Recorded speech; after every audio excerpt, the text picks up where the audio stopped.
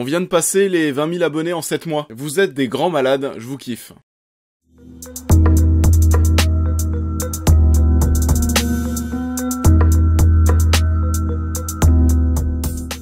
Et bonjour.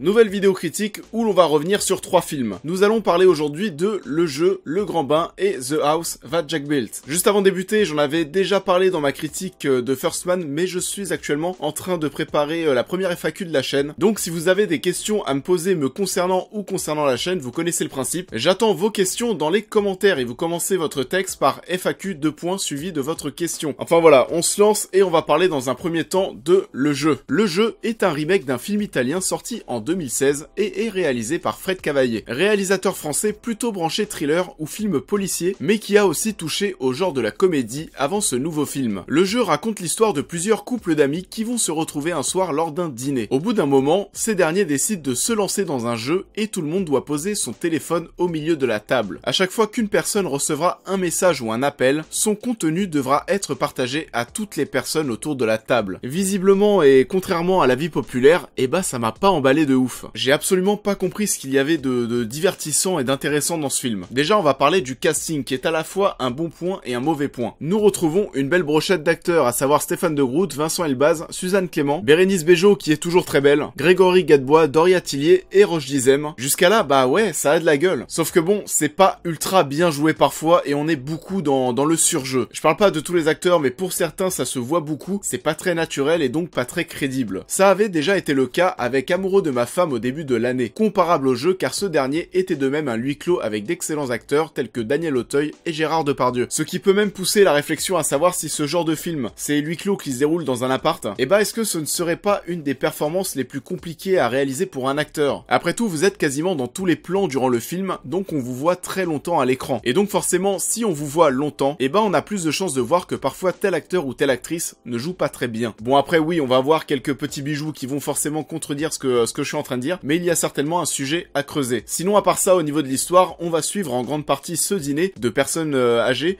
qui n'est pas forcément fun. J'en suis encore loin, mais j'espère que ce genre de dîner, je les vivrai dans très longtemps. Nous avons cette impression de suivre le délire de ces personnages sans forcément y être intégré. Tout comme quand vous vous posez devant Vendredi tout est permis, sauf que dans le jeu, on n'est pas là pour suivre des gens qui s'amusent. Du coup, ça en devient vite très lourd et d'ailleurs le film met aussi bien 20 minutes à se lancer. Puis ensuite, c'est pas forcément super drôle. Ça s'engueule beaucoup, ça peut faire sourire parfois, mais on va pas se mentir, nous suivons en grande partie ce repas qui n'est pas hyper fun. Il y a une vanne qui fonctionne plutôt bien, en tout cas qui a bien fonctionné dans ma salle, et elle est arrivée au bout d'une heure de film. En plus de ça, voilà, les dialogues sont quand même assez forcés et assez lourds parfois. Ah oui, et aussi le final. Pourquoi? Ça tombe du ciel, c'est facile, ce n'est pas forcément amené de manière très subtile. Au moins, il a le mérite de faire en sorte que le film se termine sur une bonne note. Parce que pour tout vous dire, durant le visionnage du film, j'avais une part de moi qui était un peu verte. Un peu verte parce que je me projetais dans un potentiel futur où je voyais des gens dans la vie réelle qui sont allés voir le film, qui allaient aussi jouer à ce jeu durant des repas entre amis. Et non, ne faites jamais ça, pas forcément parce que vous avez des choses à cacher, puis d'ailleurs on s'en fout, c'est votre vie privée. Mais je me disais, oh là là, heureusement que ce film n'est pas porté par Kev Adams, Jamel Debbouze, Malik Bentala, etc. Parce que là, ça pouvait taper du 4 millions d'entrées et donc démocratiser ce jeu de merde. Vraiment, pour tous ceux qui ont vu le long métrage, ne jouez jamais à ça, c'est votre vie privée. Enfin bon, après tout, vous êtes libre de faire ce que vous voulez aussi. Donc oui, le final prend un petit peu le contre-pied avec un message qui va plutôt nous inciter à garder en tant qu'humain notre petit jardin secret. Et là, pour le coup, la partie de moi qui grinçait les dents durant tout le visionnage du film s'est calmée. Je ne vous conseille donc pas forcément le jeu, ce nouveau long métrage de Fred Cavaillé. C'est pas un mauvais film, je vous le déconseille pas non plus. Mais bon, si vous avez envie de suivre pendant 1h30 un repas assez chiant avec des personnes qui s'engueulent, qui en plus de ça n'est pas forcément hyper drôle et subtil, et pourquoi pas, de toute façon c'est vous qui voyez. On change totalement de registre et nous passons à The House That Jack Built. The House That Jack Built est le nouveau film du réalisateur danois controversé Lars von Trier, qui marque d'ailleurs son retour depuis Nymphomaniac. Et le film est principalement porté par Matt Dillon et Bruno Ganz. Nous sommes aux États-Unis dans les années 70 2010 et nous allons suivre Jack, un tueur en série totalement psychopathe. À travers ce long métrage, nous allons découvrir les meurtres qui ont marqué son parcours de tueur, du point de vue de ce dernier qui compare ses actes à des œuvres d'art. Et c'est un film super introspectif, très cynique. Nous allons retrouver des similitudes avec Nymphomaniac, notamment le fait que Matt Dillon se confie à quelqu'un durant tout le film, comme le faisait Charlotte Gainsbourg dans la précédente réalisation de Lars von Trier. Vous n'êtes pas sans savoir que ce dernier était dernièrement désigné persona non grata au Festival de Cannes pour des propos en conférence de presse où il disait qu'il comprenait Hitler, etc. Enfin voilà, c'était parti en couille et ce nouveau film marquait son grand retour à Cannes cette année. D'ailleurs, Bruno Ganz, qui est dans le long métrage, avait interprété Hitler en 2004 dans La Chute. Coïncidence? Je ne sais pas. Et pour en finir avec Cannes, sachez que lors de sa projection cannoise cette année, une centaine de spectateurs avaient quitté la salle durant le visionnage, choqués et jugeant le film trop violent. Alors oui, c'est violent, mais de là à entendre qu'une centaine de personnes avaient quitté la salle, eh ben je m'attendais à pire. C'est un film de 2h30 qui va être coupé en 6 actes, où on va suivre pendant 2 heures 5 meurtres qui ont été provoqués par Jack, et un dernier acte qui sera l'épilogue. Alors déjà oui, le film dure 2h30, c'est long et c'est fait exprès. C'est-à-dire qu'au début de chaque meurtre, nous savons déjà comment ça va se terminer. Mais là où c'est ultra salaud, c'est que le long métrage va prendre son temps. Que ce soit pour détruire psychologiquement ou physiquement les victimes, le film va prendre son temps, c'est comme de la torture et c'est ce qui va nous gêner. C'est un film qui va avoir beaucoup de degrés de lecture différentes et si vous aimez les films très réfléchis, très intelligents, entre guillemets, ce film est fait pour vous. Vous ne comprendrez jamais tous les messages qui sont présents dans le film à son premier visionnage. Et il y en a certainement encore bien plus que ce que je peux imaginer. Nous suivons donc durant tout le film Jack, interprété par Matt Dillon, qui tue des gens. Je pense pas d'ailleurs qu'il y ait une scène où on ne suit pas Matt Dillon, on le suit vraiment durant tout le long métrage, de toute façon c'est lui qui raconte ses actes. Et ce dernier est un parfait psychopathe, parce que comme je le disais, il compare ses meurtres à des œuvres d'art. Parfois on va avoir plusieurs minutes, généralement entre les meurtres, où le personnage de Matt Dillon se confie à celui de Bruno Ganz pour revenir sur ses actes, les expliquer, et tout ça en voix off, avec des œuvres d'art, des schémas, des mises en situation, ou encore des images de documentaires animaliers pour imager ce qu'il se raconte. Et en termes de montage, c'était pas dégueu. Même si parfois ça peut être un poil long, je crois qu'il y a un moment où on se tape quasiment 5 minutes de voix off sur un documentaire animalier avec des images d'œuvres d'art.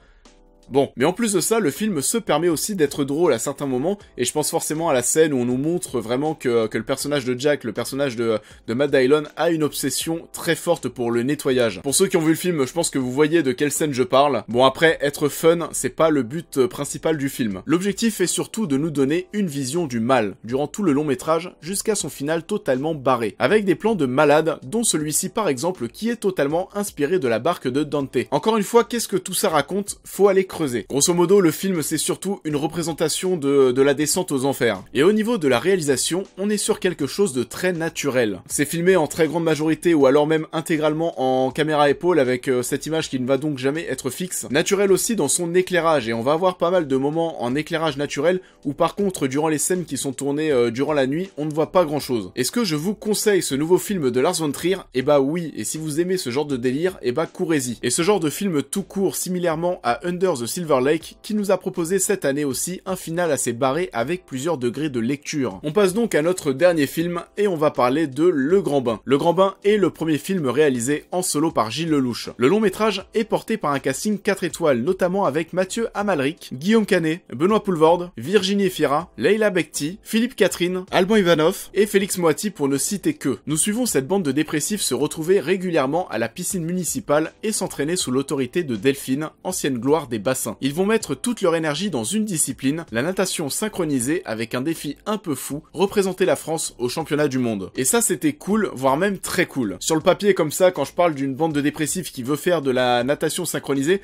ça vend pas forcément du rêve. Mais c'est un super film, un film drôle, un film attachant, un film superbement porté par toutes ces têtes d'affiche. C'est un film qui va traiter le thème de la dépression, où le collectif, l'entrain et le goût de l'effort vont aider tous ces hommes à retrouver le sourire. Tous les acteurs sont bons, ils ont chacun des traits de caractère différents, mais ce qui ne va pas les empêcher de collaborer ensemble. Mention spéciale à Benoît Poulvorde, Bekti et Philippe Catherine qui sont vraiment très drôles. Il y a aussi quelque chose de très amusant et de très décomplexé, c'est qu'on va suivre toutes ces têtes d'affiche en maillot de bain durant la majeure partie du film. Et la grande partie du cast est plutôt en embonpoint, ce qui accentue encore plus l'absurde, mais aussi l'attachement que l'on peut avoir envers ces hommes. On prend parti, on a envie que ces personnages réussissent. Et la com se repose bien évidemment là-dessus. Au niveau de la réalisation, Gilles Lelouch Lelouch a l'air de s'être éclaté, il tente pas mal de choses avec ses plans qui sont très intéressants. On va avoir des plans symétriques, des travelling très précis, de jolis mouvements de caméra, du travail sur le zoom, visuellement c'est pas du tout dégueu parfois. Alors que bon, si on te dit au départ que tu vas aller voir un film qui se déroule en grande partie autour d'une piscine municipale, et bah je pense pas que la première chose qui va te venir à l'esprit c'est que tu vas voir un film qui est quand même assez visuel. Mais c'est bien le cas, et pour une première réalisation en solo, c'est de l'excellent travail. De même, le film nous offre une bonne introduction avec une voix off de Mathieu Amalric, sur un montage qui va être très dynamique et qui sera là pour introduire le message du film, comme quoi tout humain peut réaliser ce dont on pensait qu'il n'était pas capable de faire. On pourra noter par contre quelques petites incohérences et facilités scénaristiques. À savoir dans un premier temps cette inscription de cette équipe au championnat du monde pour représenter la France. C'est quand même des championnats du monde et les mecs s'inscrivent comme ça, pas sûr qu'ils soient vraiment éligibles. Après on peut discuter étant donné qu'il s'agit d'une discipline surtout représentée jusque-là par des femmes et que ces championnats du monde masculins soient une des premières éditions et donc qu'il n'y ait pas de présélection, etc. Mais bon, ça m'interroge quand même un peu. Et le final et du coup leur performance à cet événement,